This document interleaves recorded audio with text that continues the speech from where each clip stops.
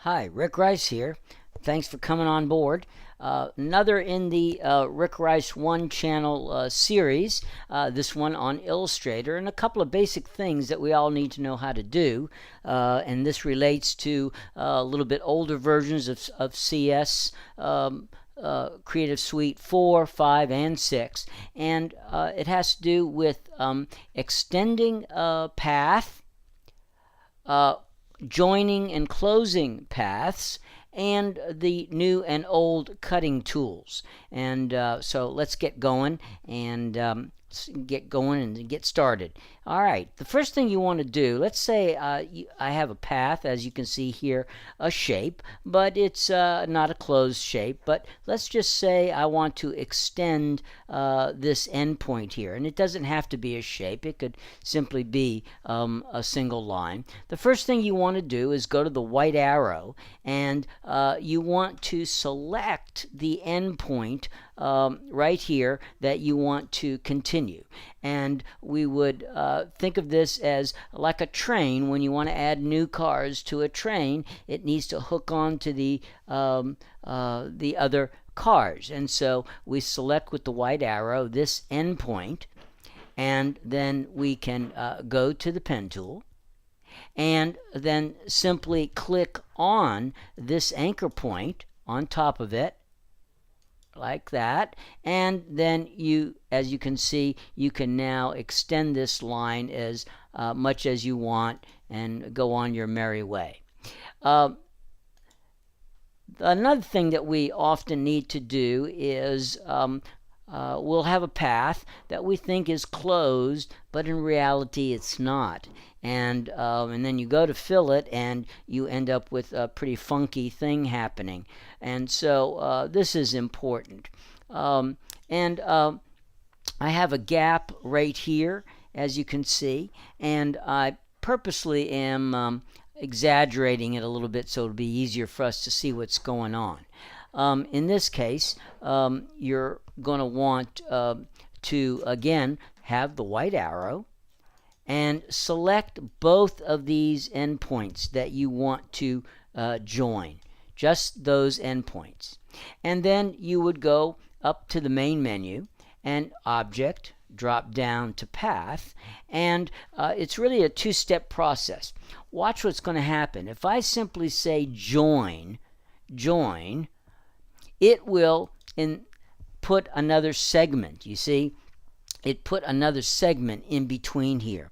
And if the idea is to have a sharp angle, you wouldn't necessarily want another piece thrown in here. And so in that case, even if they're fairly close, it would put a small segment.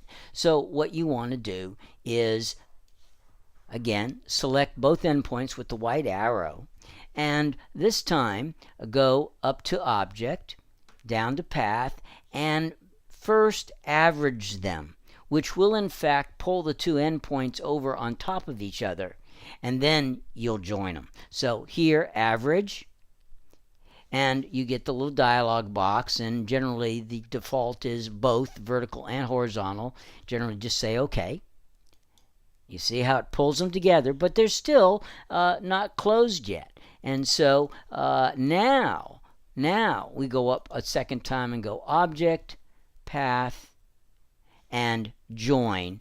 And in fact, we have a sharp corner without another segment being thrown in. Okay? Then the next thing I want to look at are the eraser tools. And as always, the software programs often add new tools without removing the old tools. So let's take a look here.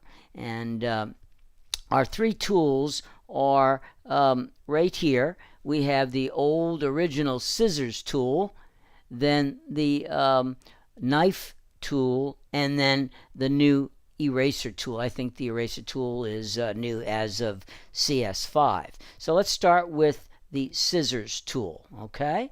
And this tool is the most limited of the bunch.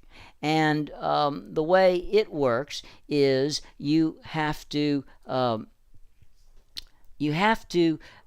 only cut on existing anchor points. So you need to click, in this case, first on one anchor point, and then I'll go over to this far corner and click on this anchor point.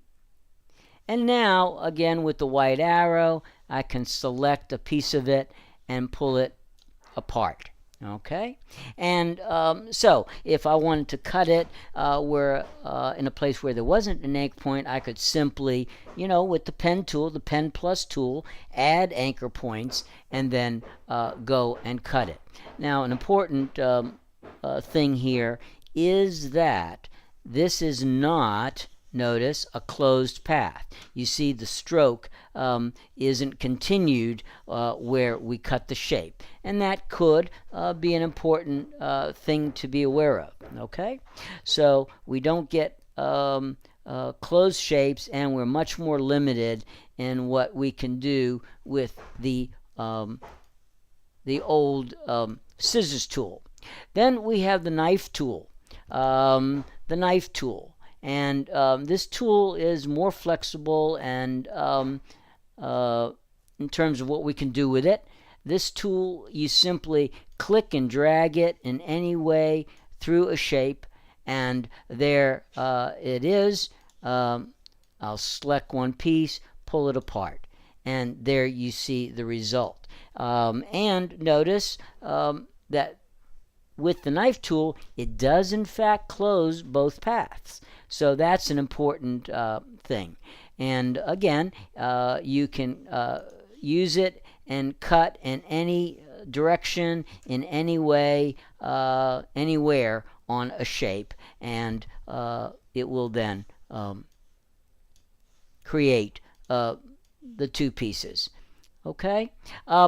Now, one of the things that's not obvious with this tool is that generally if you want a straight, clean cut, most of us intuitively will think, oh, okay, well, just hold down the Shift key. But for this tool, for whatever reason, it does not work that way. And with this tool, what you need to do is hold down the Option Alt key. The Option Alt key. And then click and drag, and you can see I'm holding the mouse. I haven't let it go yet, and you can move the line around, and then of course when I let go of the mouse, it will in fact cut. And again, white arrow, deselect, select the one you want, pull it apart, and you have the two closed paths. And it's very nice, but you got to remember that it's the Option Alt key that will give you the straight cut, not the Shift key as many of us would think. All right, let's the last of these tools is the newest of the bunch, and that's this eraser tool. And this is an amazing tool because it works very much like a pixel-based eraser tool in Photoshop, but here again we're on vector art, and so I find it pretty amazing. One thing is that this, like other eraser or painting tools, is a brush shape, and the typical Adobe interface lets you use the bracket keys on your keyboard next to the P to make it either a bigger brush or a smaller brush. Okay? And then you simply take it and click and drag anywhere you want on a shape. And there you see, it actually erases a section of it, and you again notice it closed both sections.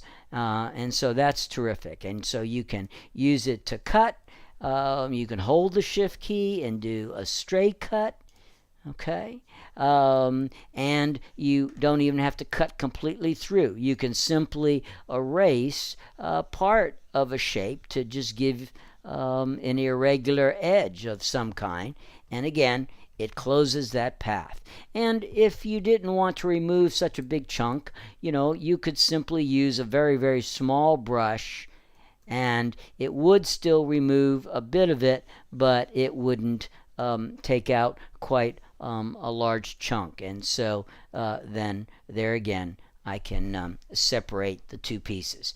And those are important tools and basic stuff, but thanks for tuning in, and look out for some more updates and some newer videos for Illustrator and Photoshop. I hope to get up and running real soon. Thanks a lot. Have a great day.